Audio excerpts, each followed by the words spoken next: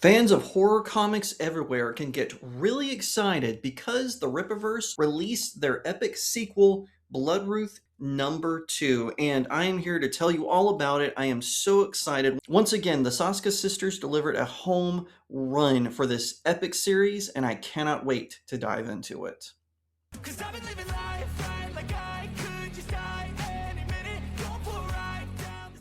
Hi everyone, my name is Jacob Berry. Welcome to the StudioJake vidcast. Thank you so much for joining me today. I hope you like, share, subscribe, and comment down below what you think of all of this.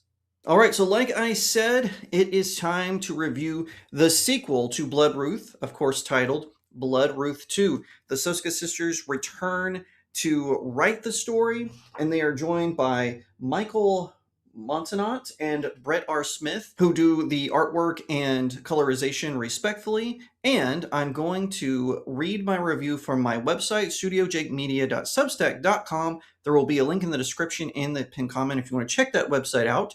But we're going to dive right into the review. Flores Park's magical hero Sydney returns in the second volume of Bloodruth from the Rippaverse. It is written by Jen and Sylvia Saska and drawn by Michael Montanot with colors by Brett R. Smith.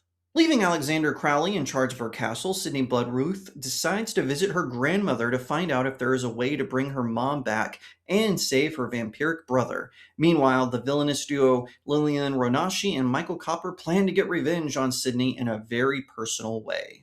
Spooky things are afoot in the Rippaverse, and that is no more apparent than in this horror sequel. Sydney is one of the most compelling characters in the city of Flores Park, but she does not just battle thugs, although she does do that. She takes on werewolves, monsters, and even demons like Deertick. I will say, I do feel like there might be too many characters to keep up with, but that is a minor gripe. Once again, the artwork is impressive. I love how Montanot and Smith recreate this world, especially with the horror aspect. They give us a gateway into the tale, making it unforgettable. The Saska sisters are so impressive with how they take a comic book character like Sydney Bloodruth and put her in a horror scenario. It had me hooked from the moment Bloodruth left her castle to go on her quest. I have a feeling this one will leave you haunted, so to speak, especially with the flashbacks to her past. Those were key to learning about her family and her destiny. With Rippaverse founder Eric July announcing the epic Exclave crossover, I cannot wait to see how Bloodruth's actions will affect what is going on during that event. I ultimately decided to get cover D by Rod Looper and Marcus Martins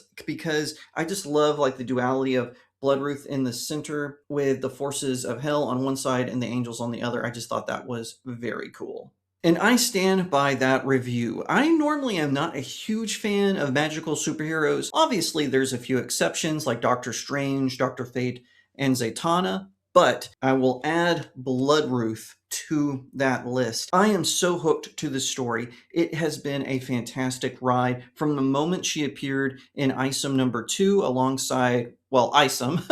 Eric July created her. I'm so glad he trusted the Saska sisters with Sydney Bloodruth because this is indeed a fantastic story. I had so much fun. And like I said, there are a lot of characters to keep up with. I do have concerns about that. I don't like it when comic books have like a whole plethora of heroes, but I trust the Saska sisters to continue bringing in some really cool stuff. And I just wanted to show some of the artwork in this because this is amazing. I'm trying to find a scene that doesn't give, anything away. But one of the things I thought was cool that I don't talk about in my review, but they bring Deertick back, who is the demon from the first one, and basically they're forcing her to live in the library of the castle where Sydney Bloodruth has decided to hang her hat with Michael Crowley. I'm curious to see how that dynamic is going to work because Deertick was a formidable foe and maybe there's an uneasy alliance going on, but who knows.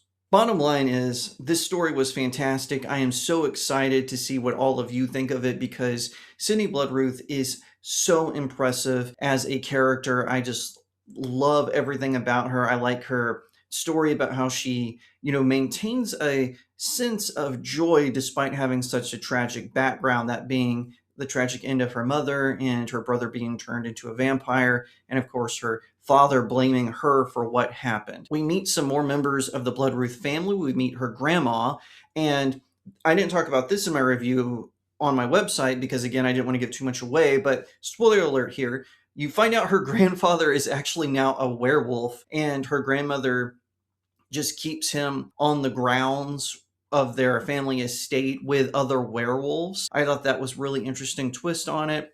And despite him being this ferocious creature, he seems to know who Sydney and the grandmother are, so he has some of his humanity left in him. I hope that we get to see more of Sydney's family as time goes on. I know we're going to get sort of a prequel to the Bloodruth saga very soon. Again, with the possibility of giving too much away, the consequences in this comic book, I'm curious how they're going to affect the Exclave, because there was a very dark twist in the ending of this graphic novel. So I'm very curious how it's all going to come together in Exclave, how those consequences are going to come about, because it is shocking. With all this in mind, I just think that horror as a genre has to be so clever. I will admit that I'm very picky when it comes to horror, especially in comic books. I very rarely buy comic books that are deemed horror, kind of like what I said earlier with magic. Because, I don't want just blood, or because I think it needs to have a compelling story and a compelling protagonist. Bloodruth is exactly that. She is really interesting, and I'm curious to see if my theory about where the magical system lands in the Rippaverse goes. Remember, I made a video a couple of weeks back where I theorized about how the magical system in the Rippaverse works. I have not gotten a confirmation on that, sadly, but I hope to soon enough. And just to sum up, I want to say how much I love this story. It is so compelling, it is so smart, and Sydney Bloodruth is definitely a character you can cheer for. I can't wait to see all the twists and turns that happen along her journey. I can't wait to see where she lands during the Exclave event, and I know it's going to be a thrill ride. The Soska sisters, they love to bring on the fears, and of course the talented artists Montanaz and Smith do a fantastic job of bringing it to life. And listen, if you're into horror, but you're not sure about superhero comics, Bloodruth 1 and 2 is definitely the way you want to go. This story is so compelling, and I really think that you're going to enjoy it. There is nothing stopping the Rippaverse at this point. By the way, sorry that my hair is a little crazy today. I had kind of a bad hair day. I got my hair tamped down and combed, but then I went outside to take my dog to the bathroom, and the wind just wrecked it. And so then I just went, golly, and just back combed it. So that's why my hair is a little crazy. It's not because I'm going mad. Or is it? But what do you think? Have you read Bloodruth 2? What did you think of it? I'd love to know your thoughts in the comment section below. Did you like it better than 1? Or did you like them about the same? Personally, I think they're equal. I think they're equal in how great they are. 1 definitely set the foundation for 2, and 2 built right off of it. And I can't wait to see where the story continues to go. But in the meantime, we're going to brace ourselves, because Sydney Bloodruth will return in the Exclave event. I appreciate you watching today. Be sure to like this video, share it out to all your friends, leave me a comment on what you think. Check out the community section, because I post other content there besides just what I do here. And also, don't forget to subscribe. I'm trying to reach 2,500 subscribers by the end of the year, and I just crossed into 1,900. So thank you for doing that. I really appreciate all of you who get my content out there. If you want to support me in the work that I do, head on over to my website, studiojakemedia.substack.com. I mentioned it earlier. The link is in the pinned comment and in the description below. You can subscribe at different tiers that unlock different perks. You can also check out my books in the conveniently titled Buy My Books section. You can pick up 1 or all 4. I've got links all over the place, but they're all available on Amazon. I hope you check them out. Leave me a 5-star review. It really helps out small indie creators like myself. Once again, thank you so much for watching, and I'll see you next time right here on Studio Jake.